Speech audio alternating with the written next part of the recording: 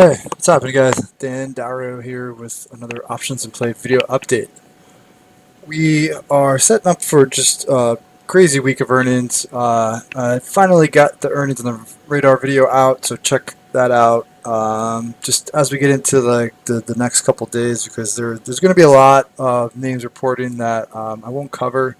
Um, and actually, there's a lot of names reporting outside of what I do cover, so just a ton going on. I'm definitely looking forward to it.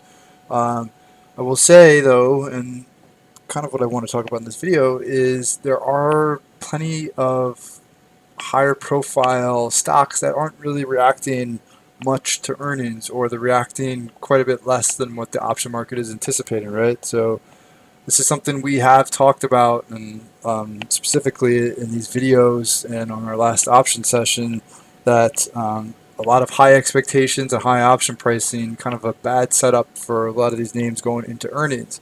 McDonald's, I don't think it was high expectations, but it was kind of a tougher overall setup. Now the options were looking for about 6.5 to 7, and hypothetically, I wasn't in this one. Hypothetically, if you were in this one, and you thought it was going to be a big mover one way or the other, say you were looking at a straddle, right? We laid out the 7 points, thinking McDonald's is going to have a big move up or a big move down, just more than what the options were expecting, right? McDonald's, it didn't have a very good quarter. Actually, it really wasn't very good at all. But the stock also isn't really getting hit hard. It's down less than what the options were expecting. So the price in about 6.5 to 7. It's down about 3 to 4. So kind of in like 50% of what they were looking for, right? So now, if you were in a straddle on this, you're kind of in a predicament, right? Because you were looking for a big move. It didn't have a big move. So now, what do you do? How do you approach it, right? So I have rules. First thing, and probably the most important, is how much time is on those contracts. Okay, that is really going to determine what you do. So if you have weekly contracts and they expire in 1 to 2 days, then for me, my focus is more salvage, premium recovery, okay? Like, I'm just trying to get money out of this trade because the likelihood of it working after the event played out and it hasn't moved is a lot lower, okay?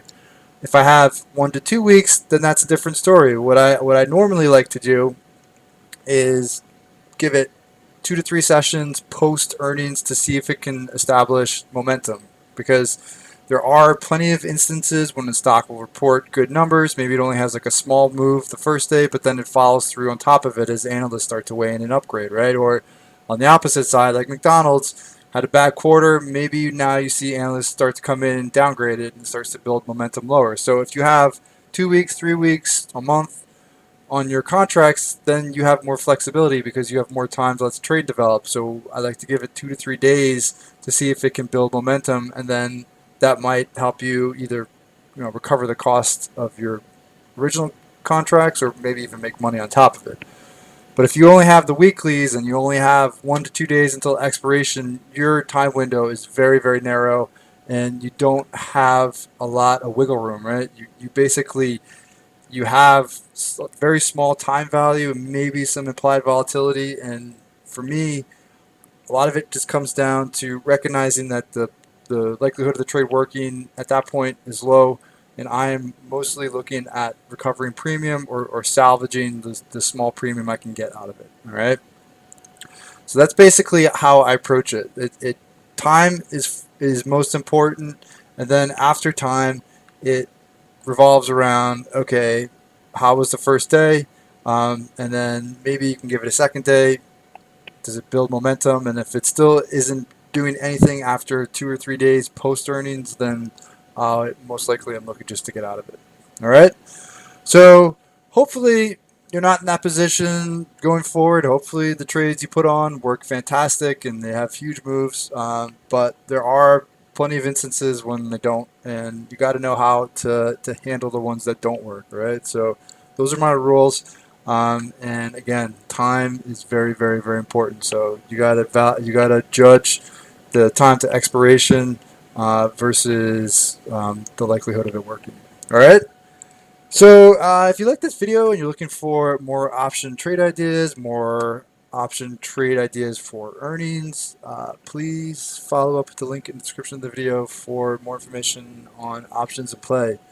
Have a great night. Best of luck if you guys are playing anything. Stay well, and I will talk to you all tomorrow.